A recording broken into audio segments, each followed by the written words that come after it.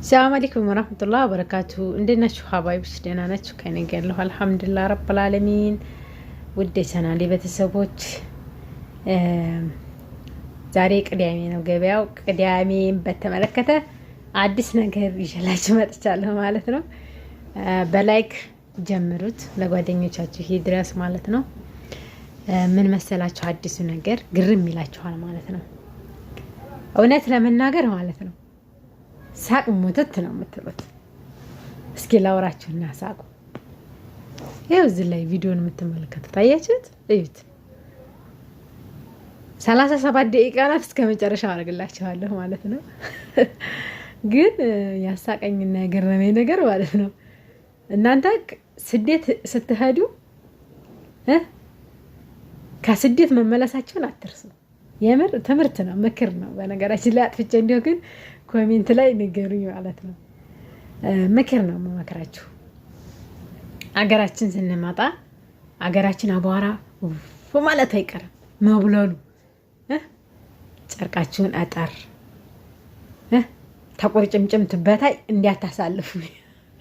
የምር ነው የምላችሁ፣ የምትለብሱት ታጣላችሁ ማለት ነው። እና እቺ የምታዩት እህቴ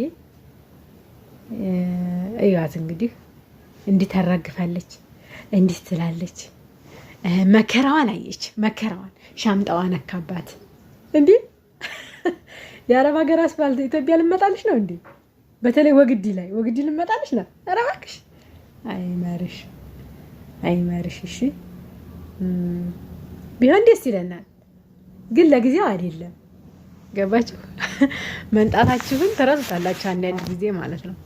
እንዲህ ቀጭቋ እያልን መኖር ማንም ሳይጣላ ፋ ፍክሽ ማለት ግን አልሆንልን እያለ ነው ማለት ነው። በነገራችን ላይ ግርም ብሎኝ ነው እኔ አጋጣሚ 8 ሰዓት ላይ ነው ከመኪና ወርዲያ። ከዛ ከመኪና እንደወረደች ባጃጅ የለ። በባጃጅ ለመሄድ ወንድምየው ባጃጅ ፍለጋ ሄደ። እንግዲህ አላህ አለም ባሊሁም ወንድም ማለት ነው። ግን የኔ የታዘብኩትን ነው እማወራችሁ። ባጃጅ ፍለጋ ሄደ። እሷ አቧራዋን ጠጣች። ባሱ ሹ ሹ ሹ። ቀኑ ቅዳሜ ነው። ምን ታደርገዋለች? ምንም በቃ አማራጭ የላትም ማለት ነው። አማራጭ ከማጣቷ አኳያ ግን እውነት ለመናገር በጣም የልብሷን መቆሸሽ ስታይል ነው እየጠበቀች ያለው። በዚህ ላይ ደግሞ አዲስ ዲያስፖራ ናት። እናንተ እኮ አዲስ ዲያስፖራ ሆናችሁ ነው ማለት የኔ ዲያስፖራዎች። ሲቀጥል ደግሞ አቀባበል እንዲያደርግላችሁ ከኔ ጋር ተዋወቁ በመጀመሪያ ማለት ነው። ከኔ ጋር የተዋወቃችሁ ካላችሁ ከባስ ስትወርዱ መኪና አዘጋጅቼ እጠብቃችኋለሁ። በቃ የሚከፈለው ብር ነው። ምን ይከፈላል መሰላችሁ? ያን ያክል አቧራ ላይ ተመቆም ይሻላል፣ ለዕለቱ ለሰዓቱ ማለት ነው። የወጣ ወጥቶ ማለት ረፍት መውሰድ ያስፈልጋል ማለት ነው። እና እንደዛ ነው ማለት ነው። አቧራው ባበነናት በሁለተኛ ቀኗ በሶስተኛ ቀኗ እዛው ልኳ ትገባለች። እንደገና የኢትዮጵያን ልብስ ቀሚስ ግዝታ ትገባላችሁ ማለት ነው። እና እንደዛ ነው እላችኋለሁኝ። ልብስ የምገዙ ሰዎች ናችሁ በተለይ ቴክ ኬር እምላችሁ ፕሊዝ ፕሊዝ ፕሊዝ። እና በነገራችን ላይ እናንተም እንደዚህ እንዳይደርስባችሁ ያልመጣችሁ ልጆች አላችሁ፣ ገና ወደፊት እቅድ የሚኖራችሁ የምትመጡ ወረዳችንን አትርሱት፣ አካባቢያችንን አትርሱት። ገና አልበለጸግም፣ አቧራ ነው። አቧራ ስንጠጣ እየዋልን ነው። እዚህ የምንገዛው እህል ከአቧራ ገብተን ነው እንደገና እፍፍ ብለን የምንታጠበው። ስለዚህ አገራችን ላይ መንጣታችሁን አስታውሳችሁ የተወለዱበት ሀገር ይዘገያል እንጂ መንጣት አይቀርም። ያኔ ደግሞ እናንተ በቃ በሚሆነው ነገር መሆን አለባችሁ ማለት ነው። አለ አካባቢው ልሁን ብትሉ አይሆንም፣ አለ ሀገሩ ልሁን ብትሉ አይሆንም። እንዲህ አረብ ሀገርማ ሀባይቦች ሰራተኛም ብንሆን ሰራተኛም ቢኮን አንዳንድ ጊዜ በቃ ጽድት ያለ ነገር ለብሰን ጽድት ያለ ሰው ሆነን መኖር እንፈልጋለን። የምር ነው የምላችሁ። ባለችን 1000 ትሁን ደሞዝ 2000 ትሁን ደሞዝ የአረብ ሀገርን ብር ያስወደደው ምንዛሬ ነው በነገራችን ላይ እንጂ ዛሬ 2000 3000 እኮ አገራችን ላይ እኮ ሰራተኛ አይገኝም። አሁን ሰዓት ምግብ ቤት በተለይ እስከ 4000 ነው የሚቀጠሩት። ሙያ አላት ከተባለ ደግሞ ከ5000 በላይ ነው። የምር እንደዛ ነው። እናንተ ቪዲዮ ለማዳመጥ ተሰላችሁ ይሆናል፣ ግን ያለው መረጃ እንደዛ ነው። ነገር ግን ዶላር ተባለች ምንዛሬ ኦቨር ገባ፣ 41 ብር ገባ፣ 42 ብር ገባ፣ 45 ብር ገባ። ሆይ ሆይ ኦቨር ሲገባላችሁ እናንተ ያኔ በቃ ምን አለ አልጂ ፋፍክሽ ነው እና እንደዛ ነው እላችኋለሁኝ። ምንዛሬዋ ተፈልጋ ነው ዛሬ ከዚህ ሲከድ 100,000 200,000 300,000 ተከፍሎ የሚከደው በ2 ወር በ3 ወር ይመለሳል የሚል እቅድ እየታቀደ ነው ማለት ነው። ይሄንን ተገንዝባችሁ ይሄንን አሰባችሁ ይሄንን አስታውሳችሁ ከሀገራችን ጋር የሚሄድ ልብስ ግዙ ነው። እንደ አጠቃላይ ወደ ገደለው ስንገባ ሀገራችሁ መጣችሁ ደግሞ አቧራ እንደሚቦልባችሁ እንጂ እንደማይቦልባችሁ ውስጣችሁን አታሳምኑት ነው። አታሳምኑት። አዎ እንዴ ነውራል እንዴ ወላሂ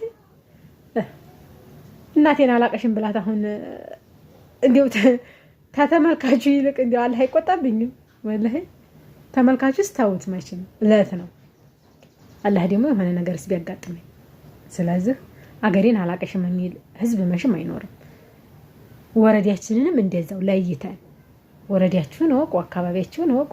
ምን ይሄ አዲስ ነገር አይደለም አይደል? አሁን ደግሞ ቴክኖሎጂ አመችቷል። በቲክቶክ ይለቀቀላችኋል፣ በዩቲዩብ ይለቀቀላችኋል። አገኛ ላይ ለቀም። ስለዚህ እና ቁም ነገር ያላችሁ አዘን ነገሮችን አመጣላችኋለሁ ኢንሻአላህ። ወደ ገደለው ስንሄድ ደግሞ እስቲ ከተመቸኝና ካልተቆራረጠብኝ በሊቭ ገባላችኋለሁ ማለት ነው ኢንሻአላህ። ማታ ሊቭ በጣም እያስቸገረኝ ነው ወላሂ። እኔ እንጃ ብቻ ቸከነ የሚለኝ እንደዚህ ብታዩ የምር። ምክንያቱም በምገባ ሰዓት ቁርጥርጥ ብዥ ካሜራሽን አስተካክሉ ትሉኛላችሁ ኮሜንት ላይ። ምን ላድርግ እስቲ መፍትሄ እስቲ ስጡ። የምር ነው የምላችሁ። ወይ ለብቻ የሚፈርካ አይሰጠኝ መቼስ ለኔ ተብሎ አይ የሚሰጠኝ እንኳን ቢኖር ለመንግስት አመልክቼ ሪፖርት ብዬ ቢሆን ኦቨር የወጣው ተከፋይ ተጠቃሚ ሁኜ ኖሮ ኦኬ ምንም ችግር የለውም ነበር ቢያንስ እንኳን ማለት ነው። ነገር ግን ለኔ ለግል እንዴት ብዬ እሰጣለሁ? እንደው ሁሉንም ያስተካክለው ብላችሁ ዲው አድርጉ ማለት ነው። በሀገራችን ላይ በአካባቢያችን ላይ ኢትዮ እንደመሆናችን አኳያ እንደ ኢትዮነታችን መኖር አለብን ማለት ነው። ሲቀጥል ደግሞ እውነቴን ነው የምላችሁ፣ የምር ነው የምላችሁ። እኔ ሁሉ ጊዜ ተናፍቀኛላችሁ። ሁሉ ጊዜ በልብ ገባ ብታዋሩ ብታጫውቱ ደስ ይለኛል። እኔ እናንተ አልናፍቃችሁ እንዴ አላውቅም እንጃ ብቻ እኔ ያለሁ አለ እኔ ግን ተናፍቀኛላችሁ እና እንደዛ ነው ማለት ነው። አበቦችዬ ቀጣይ የኔ ዲያስፖራዎች እያልኩኝ እቀበላችኋለሁ፣ አቀባበል አድርግላችኋለሁ፣ ዝግጅት አድርግላችኋለሁ።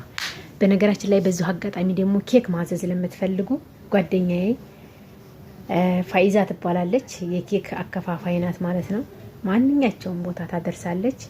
ኬክ ሰርፕራይዝ ለማድረግ ከፈለጋችሁ ጓደኞቻችሁን፣ ልጆቻችሁ ካሉ፣ ባለቤታችሁ ካሉ፣ ቤተሰቦቻችሁም ካሉ ስልክ ቁጥሬን ይዛችሁ ደውሉልኝ። አድራሻ ወግዲ ወረዳ አገኛለሁኝ። ወዳችኋለሁ።